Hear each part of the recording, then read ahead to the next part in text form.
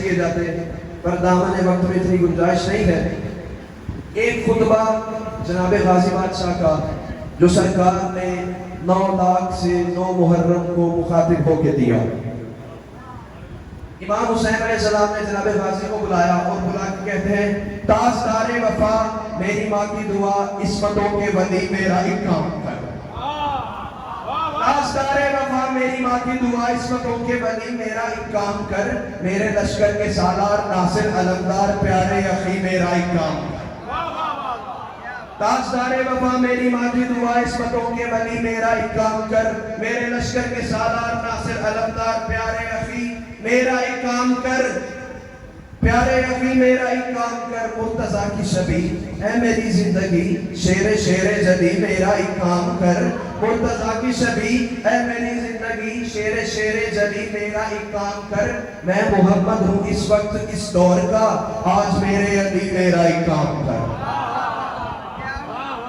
میں محمد ہوں اس وقت اس دور کا، آج میرے علی میرا ایک کام کر، میرا دل ہے مورخ کی چشم قلم، تیری تدبیر کو علم کو دیکھ لے، تیری جرت تو سب پر آیا ہے، تیری جرت تو سب پر آیا ہے، مگر یہ زمانہ تیرے علم کو دیکھ لے۔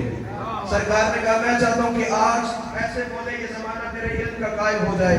سرکار نے کہا بن کے وارث سلونی کے منبر کا تو کر ذرا گفتگو لشکر شام سے، بن کے وارث سلولی کے منبر کا تو کر ذرا گفتگو لشکر شام سے، یہ ہے نا آشنا اپنے آغاز سے، یہ ہے نا آشنا اپنے آغاز سے، یہ بے خبر ہے اپنے انجام سے، یہ سمجھتے ہیں یہ جیت جائیں گے، یہ جا کے پردہ ہٹا ان کے ابہام سے، یہ سمجھتے ہیں کہ جیت جائیں گے، یہ جا کے پردہ ہٹا ان کے ابہام سے، جا انہیں جا کے سمجھا کہ تقدیر بھی کانپ جاتی ہے شبیر کے نام سے۔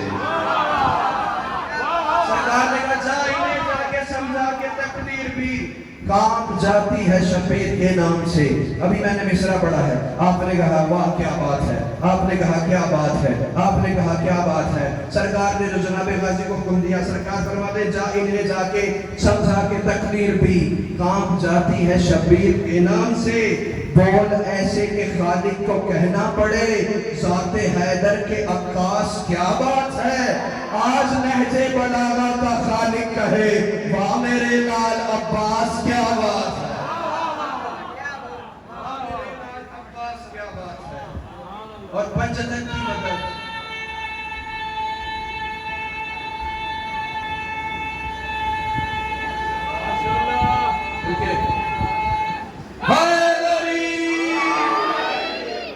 پنجتن کی مدد سن کے اس نے سمجھ لے کے دامن میں ایک بے نیازی چلا، پنجتن کی مدد سن کے اس نے سمجھ لے کے دامن میں ایک بے نیازی چلا، آج تیغے دہن سے علی کا پسر منکروں کی الٹنے کو بازی چلا، آج تیغے دہن سے علی کا پسر منکروں کی الٹنے کو بازی چلا، ہے وہ ذل خدا ٹھوکروں میں قضا، ہے وہ ذل خدا ٹھوکروں میں قضا، کس ادا سے مقدس نمازی چلا، مرتضیٰ سے محمد کو کہنا پڑا یا علی آپ خود ہیں کہ غازی چلا، یا علی آپ خود ہیں کہ غازی چلا۔ اور ملک الموت نے کبریا سے کہا قبض ارواح میرے تو بس میں نہیں، حالانکہ یہ اس کی ڈیوٹی ہے، اس نے کبریا سے دستے رب جوڑ کے عرض کی، ملک الموت سے کبریا نے کہا قبض ارواح میرے تو بس میں نہیں، ملک الموت سے کبریا نے کہا، بن کے قہر جلی کی مثال آ گیا، قبض ارواح میرے تو بس میں نہیں، گر علی کے علی کو جلال آ گیا، گر علی کے علی کو جلال آ گیا، گر علی کے علی کو جلال آ گیا۔ یہاں سے کمر بنی ہاشم طلوع ہوئے، ادھر سے شمر نے اپنے جاسوس کو بھیجا، کہتا جا دیکھ کیا حسینی لشکر میں سے کون آ رہا ہے۔ جاسوس واپس آیا اور آتے ہانپ رہا ہے، سانس چڑھی ہے، سانس پھولی ہے۔ شمر کہتا ہے اتنی مسافت تو نہیں تھی، پھر سانس کیوں چڑھ گئی؟ کہتا ہے سانس مسافت سے نہیں ہیبت سے چڑھ گئی ہے۔ کہتا ہے دیکھ کیا آیا ہے؟ کہتا ہے میں دیکھ آیا ہوں بزدلو اب قضا کی تیاری کرو، آنے والا حسینی علمدار ہے۔ بزدلو اب قضا کی تیاری کرو، آنے والا حسینی علمدار ہے، دو جری خاندانوں کا سنگم ہے یہ، اس کے چہرے سے جرت نمودار ہے۔ دو جری خاندانوں کا سنگم ہے یہ، اس کے چہرے سے جرت نمودار ہے۔ موت کو اس کے سائے سے لگتا ہے ڈر، موت کو اس کے سائے سے لگتا ہے ڈر، اس کی تلوار کا وار ہموار ہے۔ موت کو اس کے سائے سے لگتا ہے ڈر، اس کی تلوار کا وار ہموار ہے۔ دبدبا روب اور تمکنت پھر سکوں، اپنی ہر ایک ادا سے یہ قرار ہے۔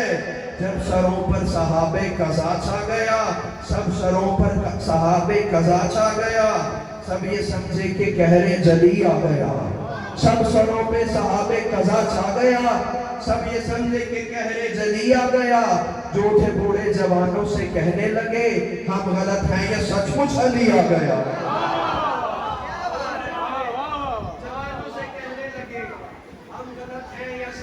علی آ گیا، ہم غلط ہیں یا سچ مچ علی آ گیا، ہم غلط ہیں یا سچ مچ علی آ گیا۔ اب لشکر حسینی کا علم بردار جناب غازی شہنشاہ وفا، ایک طرف 9 لاکھ کا لشکر۔ سرکار نے شامیوں کو مخاطب کر کے فرمایا کہ بدچلن بے ادب لا نسب شامیوں، یہ ہجوم بغاوت یہاں کس لیے؟ علی کے شیر نے جلال سے دہاڑتے ہوئے کہا، بدچلن بے ادب لا نسب شامیوں، یہ ہجوم بغاوت یہاں کس لیے؟ تم ہو حیوان سیرت گرو در گرو، منہ اٹھائے چلے ہو وہاں کس لیے؟ تم ہو حیوان سیرت گرو در گرو، منہ اٹھائے چلے ہو وہاں کس لیے؟ ذوالکرم ذی شرف خانداں کے لیے ہے یہ ظلمت بھرا کارواں کس لیے؟ ذوالکرم ذی شرف خانداں کے لیے ہے یہ ظلمت بھرا کارواں کس لیے؟ کیوں یہ لشکر بنا تم بھلا ہو بھی کیا؟ کیوں یہ لشکر بنا تم بھلا ہو بھی کیا؟ جاہلوں آ گئے ہو کہاں کس لیے؟ جاہلوں آ گئے ہو کہاں کس لیے؟ سرکشی کرنے والوں سنو غور سے، یہ ولی اپنے اللہ کا بھی اون ہے۔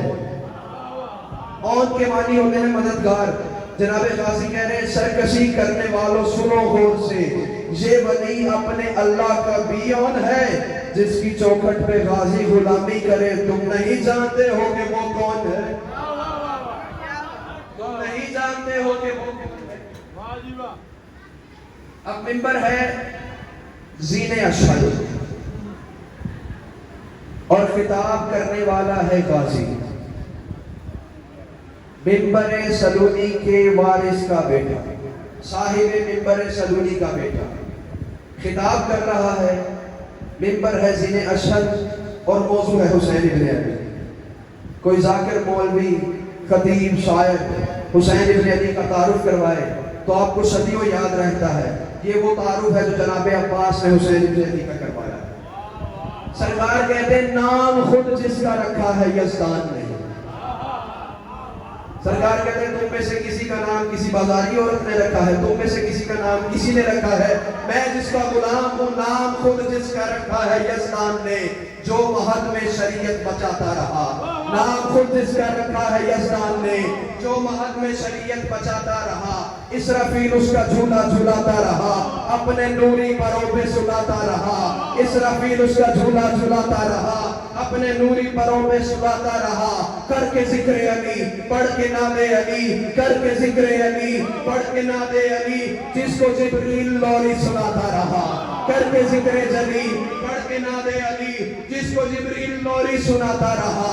جس کے جھولے سے بے پر کو پر لگ گئے، جس کے جھولے سے بے پر کو پر لگ گئے، جس کے جھولے سے بے پر کو پر لگ گئے، فخر سے جھومتا مسکراتا رہا۔ وہ ہے شبیر جو اپنے گھر سے لیے انبیاء کی مدد کا ارادہ چلا۔ وہ ہے شبیر جو فرش پر کم چلا اور جس میں محمد پہ زیادہ چلا۔ وہ ہے شبیر جو فرش پر کم چلا اور جس میں محمد پہ زیادہ چلا۔ یہ تعارف کروایا جناب عباس نے امام حسین ابن علی کا۔ پھر جناب غازی نے کہا جو میں ہوں دیکھتا دیکھ لو تم مگر شہ کے خیام سے دور ہو جاؤ گے۔ اللہ نے کو پاکیزگی سے دور رکھا ہے۔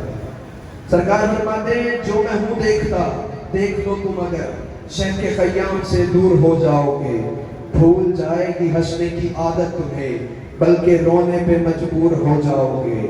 بھول جائے گی ہنسنے کی عادت تمہیں، بلکہ رونے پہ مجبور ہو جاؤ گے۔ دودھ میں جس کو حق نے پلائی وہی، دودھ میں جس کو حق نے پلائی وہی، اس سے الجھو گے مقہور ہو جاؤ گے۔ اور میرا شبیر لڑنے پہ آ جائے گر، 10 کے 10 لاکھ مفرور ہو جاؤ گے۔ میرا شبیر لڑنے پہ آ جائے گر، 10 کے 10 لاکھ مفرور ہو جاؤ گے۔ میرا شبیر لڑنے پہ آ جائے گر، 10 کے 10 لاکھ مفرور ہو جاؤ گے۔ جس کو چوما محمد نے بس ایک دفعہ، وہ کمرہ، وہ 4 دیواری، وہ کمرہ، وہ 4 دیواری، وہ عمارت جس کو اللہ نے کعبہ کہہ دیا، اس کو رسول نے ایک بوسہ دیا تھا۔ میں کہہ رہا ہوں کہ جس کو چوما محمد نے بس ایک دفعہ، اس کی جانب تو سر کو جھکاتے ہو تم۔ جس پہ سرور کے بوسوں کی بارش ہوئی، احمق ہو اس سے لڑنے کو آتے ہو تم۔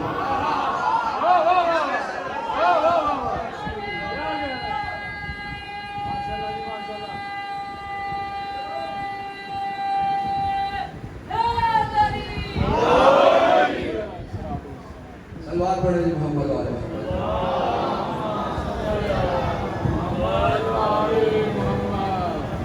کیا کہا جناب غازی نے کہ جس پہ سرور کے بوسوں کی بارش ہوئی، احمق کو اس سے لڑنے کو آتے ہو۔ پھر جناب غازی نے فرمایا کہ چل رہا ہے یہ سارا نظام دہر، چل رہا ہے یہ سارا نظام دہر، میرے مولا کی انگشت کے پھیر سے۔ چل رہا ہے یہ سارا نظام دہر، میرے مولا کی انگشت کے پھیر سے۔ میں وزیر حسین اور مشیر حسن، میں وزیر حسین اور مشیر حسن، اس حقیقت کو سمجھو گے تم دیر سے۔ میں وزیر حسین اور مشیر حسن، اس حقیقت کو سمجھو گے تم دیر سے۔ نہ گناہوں کی حد، نہ پدر کی سند، نہ گناہوں کی حد، نہ پدر کی سند، نہ گناہوں کی حد، نہ پدر کی سند، پھر الجھتے ہو تطہیر کے شیر سے۔ شہر عیسیٰ کے ابتر مکینوں سنو، تم ملے گندگی کے کسی ڈھیر سے۔ فتویٰ دے دیا مفتی اعظم کے بیٹے نے کہ جو شبیر کے مقابلے میں آئے وہ بے پدر ہوتا ہے۔ شہر عیسیٰ کے ابتر مکینوں سنو، تم ملے گندگی کے کسی ڈھیر سے، تم ملے گندگی کے کسی ڈھیر سے۔ اور موت خود مجھ سے ڈرتی ہے، میں کیا ڈروں؟ موت خود مجھ سے ڈرتی ہے، میں کیا ڈروں؟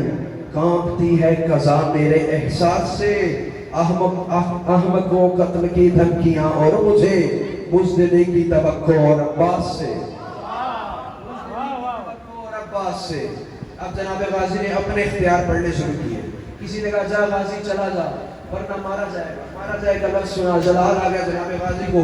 جناب غازی فرماتے ہیں گر میں چاہوں تو میرے ایک اشارے پہ تم، گر میں چاہوں میرے ایک اشارے پہ تم زندگی کی حدوں سے گزر جاؤ گے۔ گر میں چاہوں میرے ایک اشارے پہ تم زندگی کی حدوں سے گزر جاؤ گے۔ گر میں چاہوں میرے ایک اشارے پہ تم زندگی کی حدوں سے گزر جاؤ گے۔ گر میں چاروں طرف پھونک ہی مار دوں، موت کا دائرہ ہے جدھر جاؤ گے۔ تلوار کی بات ہی نہیں ہو رہی، جناب غازی کہہ رہے ہیں میں پھونک ہی مار دوں، گر میں چاروں طرف پھونک ہی مار دوں، موت کا دائرہ ہے جدھر جاؤ گے۔ تیغ اٹھانے کی مہلت میں دوں تو لڑو۔ جب غازی نے کہا نا تیغ اٹھانے کی مہلت میں دوں تو لڑو، 9 لاکھ میں سے کوئی بول کے کہتا ہے غازی یہ کیا بات ہوئی، تو ہمیں تیغ اٹھانے کی مہلت ہی نہ دے۔ جناب غازی کہتے ہیں چلو تیغ اٹھانے کی مہلت میں دوں تو لڑو، تیغ ہی نہ چلے تو کدھر جاؤ گے۔ تلوار کو بھی پتا ہے کس ہاتھ میں چلنا ہے، کس سر پہ چلنا ہے۔ تلوار جانتی ہے کس ہاتھ میں چلنا ہے، کس سر پہ چلنا ہے۔ تیغ اٹھانے کی مہلت میں دوں تو لڑو، تیغ ہی نہ چلو تو کدھر جاؤ گے، تیغ ہی نہ چلے تو کدھر جاؤ گے۔ اور کیا ضرورت مجھے تیر و تلوار کی، تم نہتے کی ہیبت سے مر جاؤ گے۔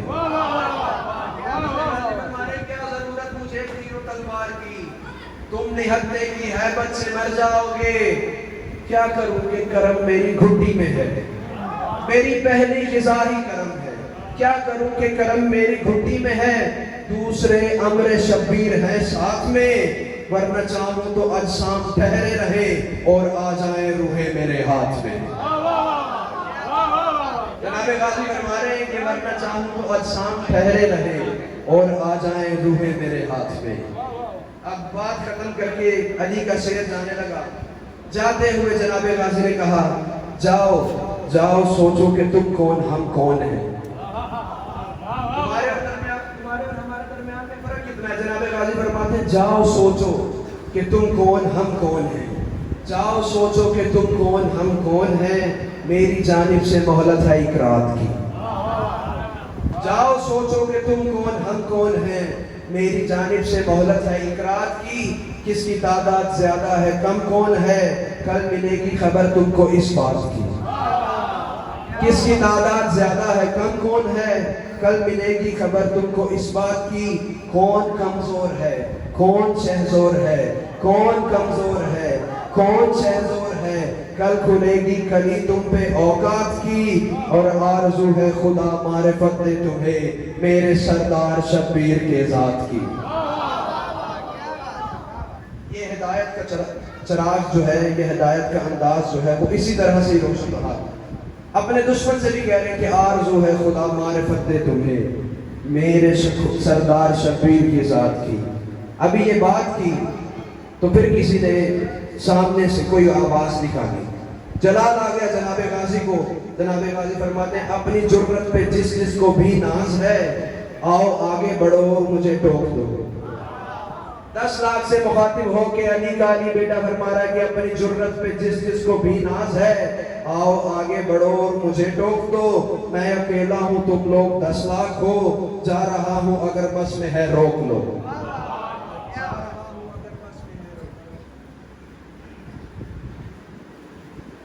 اتنی عزتیں اور عظمتیں عطا کی اللہ نے عالم